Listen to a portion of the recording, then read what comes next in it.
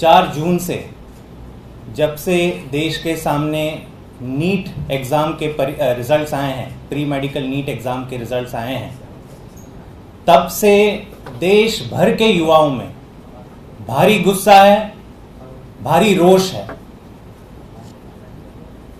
कई प्रकार की अनियमितताएं बाहर आई है नीट रिजल्ट्स को लेके, जो एक तो समझ से बिल्कुल परे हैं, लेकिन मुझे नहीं लगता कि देश के इतिहास में, देश के कॉम्पिटिटिव एग्जाम्स के इतिहास में इतनी बड़ी गड़बड़ियां बाहर आई। हमें लगता है नीट एग्जामिनेशन में गड़बड़ियां नहीं हुई है, एक बहुत बड़ा घोटाला हुआ है। और ये मैं क्यों कह रहा हूं, ये मैं आपको बता दूं। पिछले 4 दिनों से केवल एक मुद्दा देश के युवा डिस्कस कर रहे हैं कि जो रिजल्ट्स आए हैं इनमें इस प्रकार की गड़बड़ियां कैसे निकल सकती हैं। पहली गड़बड़ी, जिस एग्जाम में अनुमन हर साल 2 टॉपर 3 टॉपर घोषित हुआ करते थे, इस साल 67 टॉपर जिनको 720 में से 720 मार्क्स मिले वो घोषित हुए। मैं तो आज भी दंग हूं। 720 में से 720 मार्क्स, 100% मार्क्स देश के इतिहास के किसी भी कॉम्पिटिटिव एग्जाम में नहीं मिले इतने बच्चों को, लेकिन नीट के एग्जाम में मिल गए। और एक बड़ी चीज जो निकल के आ रही है, ये सारे जितने भी आरोप लग रहे हैं नीट एग्जाम के ऊपर, कि सारी अनियमिततां भाजपा शासित राज्यों में मिल रही है। आप इस चीज पे गौर कीजिए। पेपर लीक का सबसे पहला मुद्दा कहां आता है? पटना से आता है। पटना में किसकी सरकार है? एनडीए की सरकार है, भाजपा की सरकार है। दूसरा आता है पेपर लीक का मुद्दा गुजरात से। गुजरात में तो एक इंडस्ट्री है ऑर्गेनाइज क्राइम की, हर साल ढेरों पेपर्स लीक होते हैं, तो नीट का भी पेपर लीक होना था, वहां पे भी भाजपा की सरकार है।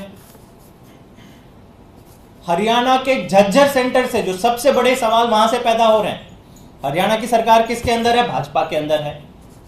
तो कहीं ना कहीं ये साफ होते हुए दिख रहा है कि ये कोई छोटा मोटा घोटाला नहीं है, छोटा मोटा स्कैम नहीं है, ये भाजपा द्वारा शासित सरकारों के कोऑपरेशन में या भाजपा के नेताओं के सांठगांठ से कुछ घोटाला होते हुए दिखाई दे रहा है।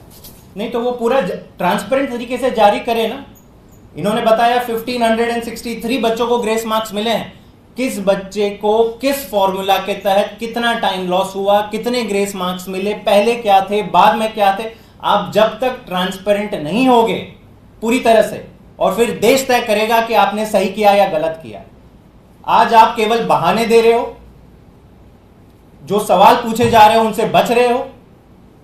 और जो पेपर लीक का मैटर था गुजरात और पटना में, उस पर तो कोई जवाब ही नहीं दे रहा कि क्या पेपर लीक हुआ था भी नहीं हुआ था, और जो लोग अरेस्ट किए गए थे उनके साथ क्या हुआ फिर। तो इसके ऊपर भाजपा के पास कोई जवाब नहीं। हम देश के युवाओं के साथ, उनके भविष्य की लड़ाई में उनके साथ खड़े हैं। हम जितना सपोर्ट कर सकते हैं हम पूरी ताकत से इनको सपोर्ट करेंगे।